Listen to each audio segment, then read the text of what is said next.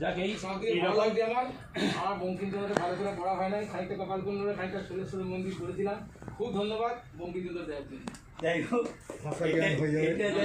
আমাদের নায়কবাবু প্রস্তাব করেছিল প্রস্তাব যে পুস্তক মানে বদলে বুক যদি দেওয়া হয় সেটা কিন্তু খুব ভালো।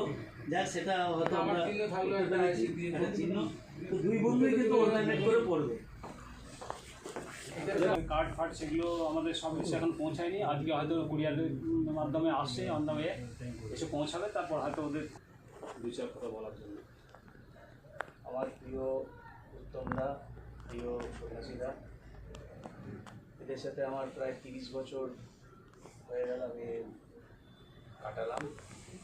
পাখি ধরে চোখের জলের বাঁধন দিয়ে বাঁধিস নে আর মায়া করে। সত্যি আজকে এদের দুজনকে ছাড়তে আমাদের খুবই কষ্ট হচ্ছে। আজকে আমরা কোনো রকম মায়া জালে ওদিকে আর জড়িয়ে রাখতে পারবো না। অপারেশনের নিয়ম অনুযায়ী দিকে আমাদেরকে ছাড়তেই হবে। আমরাও একদিন ঠিক আমাদেরও একদিন এরকম দিন আসবে। যাই হোক,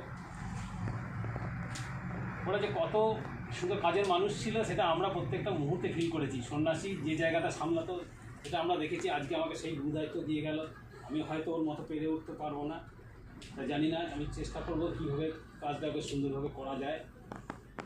আর উত্তমেরও তো ফিল্ডে যেভাবে কাজ করতো সেটা আমরা প্রত্যেকের কাজ থেকে শুনেছি। আমরা হয়তো ফিল্ডের যেতে পারতাম না, তো উত্তমের কাজের পারফরমেন্স আমরা ফ্রম দ্য বিগিনিং অর্থাৎ বটলিং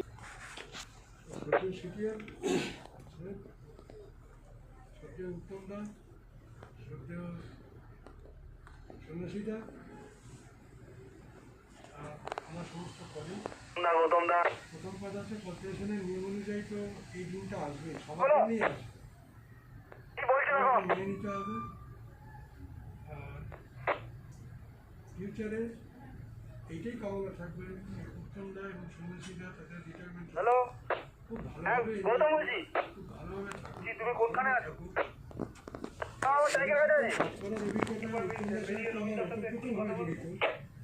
জড়িত 3 বছর আমি সন্ন্যাসীদের সাথে ওতপ্রোতভাবে জড়িত। তো দুজনের কাজের মানে কোনো রকম সমালোচনা করার কোনো জায়গা নেই। ধন্যবাদ যাদেরকে। এরপর দ্বিতীয় মিষ্টি প্যাকেটটা আমি মাননীয় অখিল কুমার মুখোপাধ্যায়কে অনুরোধ করবো সন্ন্যাসী চরণ নায়িকা।